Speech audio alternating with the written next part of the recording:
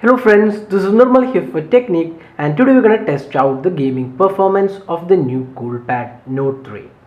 So the Note 3 is a device which is a budget device which is priced 8,999 but comes with impressive specs in the form of a Octa core chipset with 3 gigs of RAM, 5.5-inch HD display and Android 5.1 Lollipop. So all in all, the device looks pretty good for the pricing. Now let's see if this device is really a gaming device, since it has 3 gigs of RAM and a MediaTek octa-core chipset. This should be pretty good with gaming, but we'll test out the performance of this device with 4 games: Asphalt 8 Airborne, Riptide GP2, Real Racing 3 and Dead Trigger 2. So let's start off the gaming performance with Riptide GP2.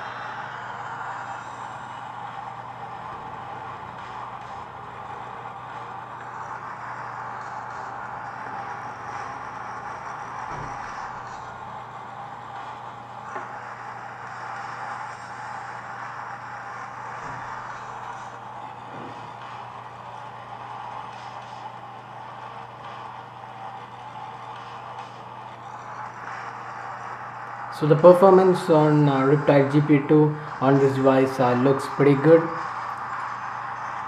There is no lag or issues, it's pretty smooth.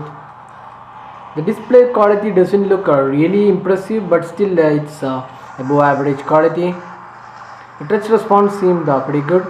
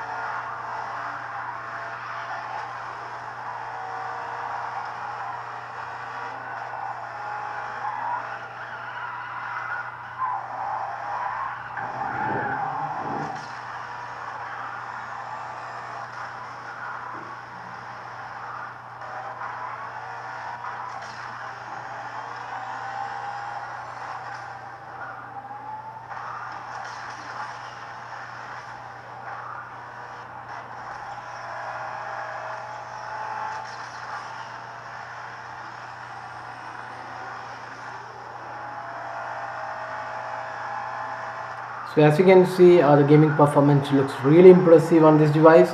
There's no lag or frame skips happening, and it's excellent performance with Asphalt 8 Airborne. So we're playing in medium graphic settings because this is a budget device. Even though this has 3 gigs of RAM, we're playing in medium settings, and this is an HD display, so that's the reason we have been set to high graphics. But overall we would say this is pretty good gaming. No major lags or issues, even frame skips are not happening, and it's overall great smooth performance on the Coolpad Note 3.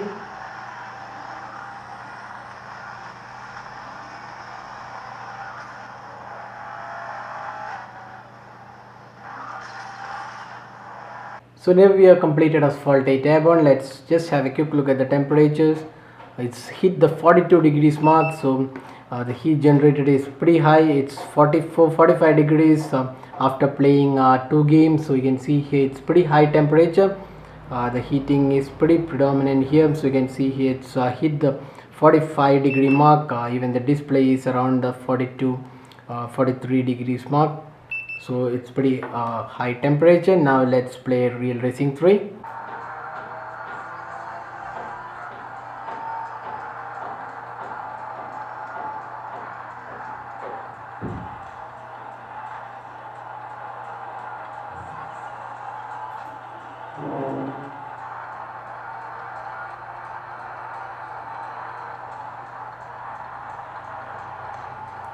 So now we are playing Real Racing 3, and here again you can see the performance looks pretty good.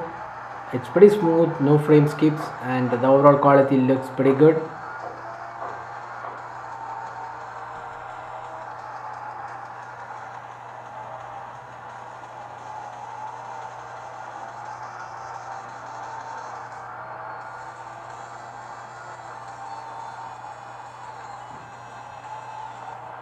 So now we are completed with Real Racing 3. Now let's see the temperature.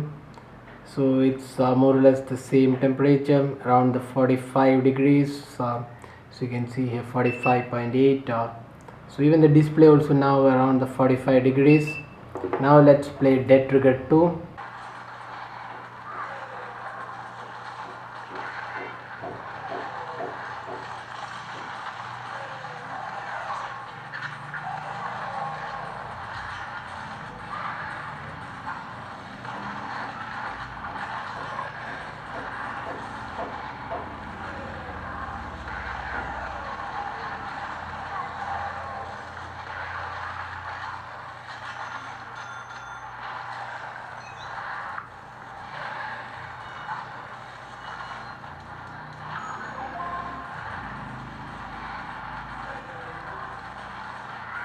So Dead Trigger 2 also plays pretty well, no major lags or issues.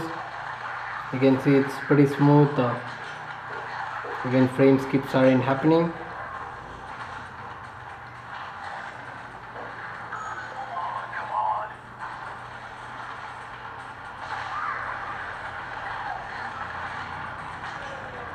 So now we are completed with 4 games. Now let's see the final temperature. So around the 44 degrees mark, so 43-44 degrees, that's the maximum. Now let's see the rear panel. Again, not much of a change, around the 44-45 degrees. You can see here 44 degrees, so 44.5 and almost 45 degrees. So even after playing for more time, almost 30 minutes, the temperature stood at 45 degrees. That's the maximum we got on this device while playing games. So it's slightly higher than other devices in this price point. Even the competition, when we tested, we could get almost 40 to 42 degrees in the mid-range and budget segment. So this is slightly higher, almost 45 degrees, but still we don't see this is a major issue. It does heat up slightly. This rear panel is the area where it heats up, and 45 degrees is what we achieved the maximum after playing for around 30 to 40 minutes. And for casual usage, this will not heat much. This is only for gaming when playing heavy graphic rich games. This has a 3 gigs of RAM and an Octa core MediaTek chipset. So the only issue with the device is the display is not really that sharp and crisp. It's not really colorful as well. It's not a saturated display. It's slightly dull display. That's the only point we have, or rather complaint we have about this display device. Apart from that, this is a really good device in the budget category with excellent gaming experience. So all the games we played on this device was pretty good. No major lags or issues. Slight frame skips do happen, but then you have to consider that this is a budget device, price just 9K. So all in all, we would say this is a good device for gaming all round.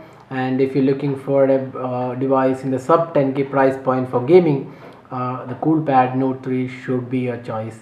So that's all guys. So hope you like this video. Don't forget to hit the like button and also subscribe to our YouTube channel for more videos. Thanks for watching. Have a great day.